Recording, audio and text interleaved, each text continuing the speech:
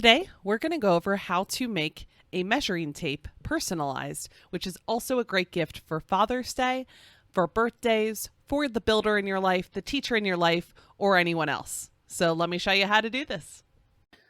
So today, we're going to be making these labels for measuring tapes that you can buy at Harbor Freight.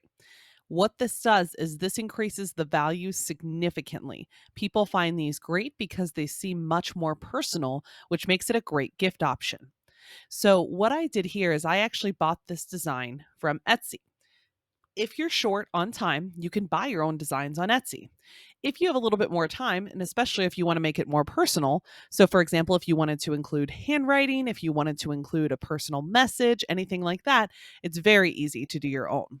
What you need to do is find the correct size circle. What it shouldn't be is anything bigger than 1.75 inches. Okay. Mine's a little bit smaller just because I was kind of nervous about making it fit, and this has just worked for me. So you can create an ellipse over here, and my outline is in red. That's going to be my cut line. And then easily up here at the top, you can edit it to whatever you want it to be. So if I wanted mine to be 1.75, and of course I want to make it equal, there's my circle. And that's going to be my cutout part.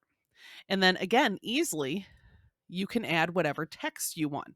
So if I just want to put best friend ever, and I'm okay with that message, you can of course change the font, etc. I'm going to click on that message, change it to my engrave, and then we can put it right in the circle. And if you're happy with how that looks, then you could just go right from there, and that can be your circle. You can also customize with a lot of different things. Lines are easy to do with the square box. You can make it thicker or thinner. You can do a lot of different types of patterns that you can repeat over and over again. So there's lots of different things that you can do. Again, I liked a lot of these pre-made designs. Didn't have a ton of time when I originally bought it, so these worked for me. So the settings I like to go for here are 890. This will get through it really, really quickly. Always turn off the air assist when you're just engraving. You could definitely go slower, which I honestly might because I'm going to be doing them one by one. I find the detail seems to be a little bit better there. 0.7, fill groups together, etc. And then the cut, I'm actually going to change that because I'm doing thinner wood. So the wood I like to use is 1/8 inch wood backed with 3M, which is basically an adhesive. So I hit OK on that. I want the hair assist on that because I have an air compressor, and that'll be really great for that. So I like to make a bunch of them at once and honestly have some handy because these sell quick at bigger shows. So if I highlight everything, that's great because the size of my material is 19 inches wide, so it's shorter than that. So honestly, at this point, I'm ready to send it over to the laser. So let's get started with that. So I got my laser fired up and ready. The wood I'm going to use is actually wood I had left over from another project. This is 1/8 inch cherry wood from Smoky Hill Laser Designs. I have another video from them about where to get your wood from.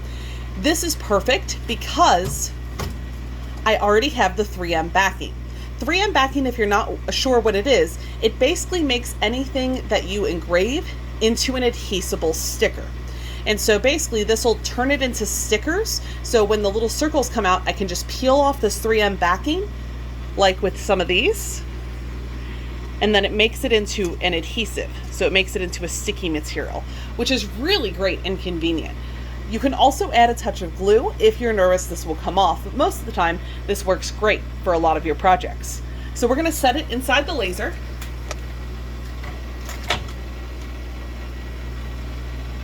And then the next thing that I'm going to want to do is I want to make sure my material is flat. My material's pretty flat here. And then I am going to focus it. So we're going to bring the laser head up.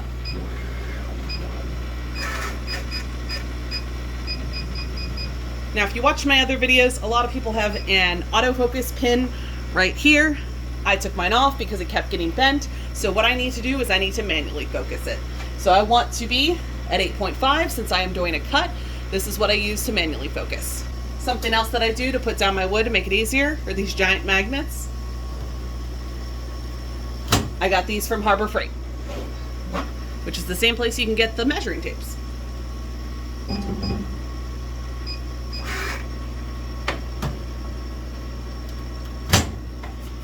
That makes sure that your material does not move at all. All right, that's about perfect. So what we're gonna do now is I'll take you over to the control mat. So the next thing that we're gonna do is we're gonna find our file. So you go to File. Usually it's the very first one. For me, it is as well. Take a look at your design, make sure everything looks good, make sure your settings look good as well, and then hit enter several times until it says setup complete, and then hit enter one more time. Now what we're gonna do is we're gonna hit origin. Origin is wherever the laser pointer, right there, the red dot, starts. I always put mine in the top left-hand corner just because that's easier for me. A lot of people put it in the center, whatever works for you. Then what we wanna do is we wanna hit the frame button. The frame will draw a line around where the design will go. So let's see it.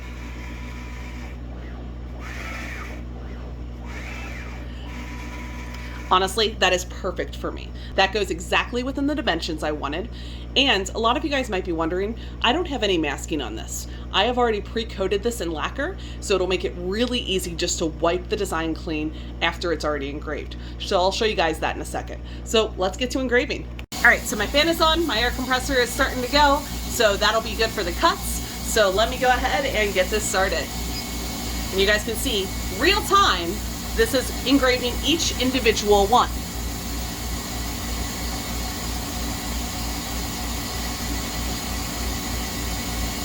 And you can see how quickly this actually goes. Now what we're gonna do is open up the lid and let's see them. So I'm going to take one out without wiping it down first. And you can see it looks good, but you definitely see the char around it. So let me now wipe off the rest. The great trick about this is you can leave all of them on and take a wet cloth and wipe all of them down, and it saves so much time. Now keep in mind, this board was already treated with a lacquer. I use Rust-Oleum clear 2x gloss spray or Rust-Oleum lacquer, and it's a spray. Super easy, you can buy it from any hardware store.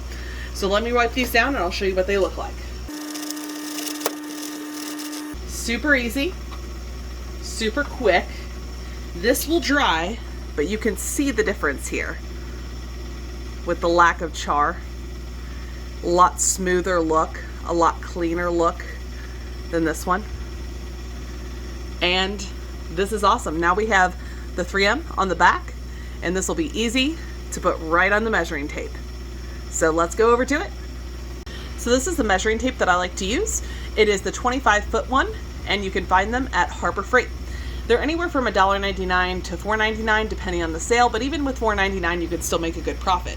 At minimum I sell these at $15, maximum I typically sell them at $25 or $30.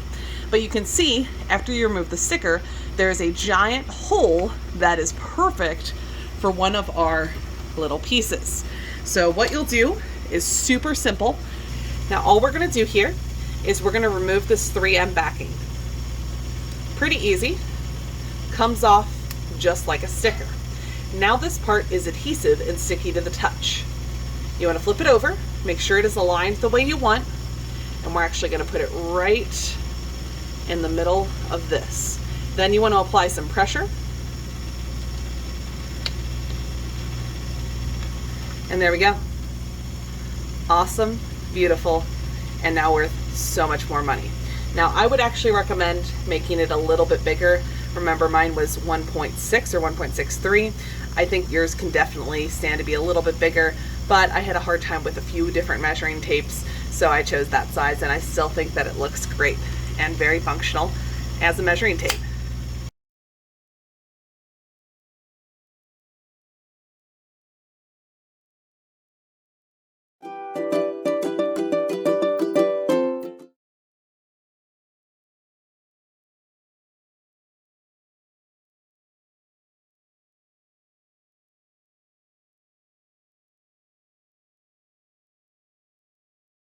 And here's my final project, staged and everything. Thanks for watching. I hope you'd enjoyed, and check back soon for another video.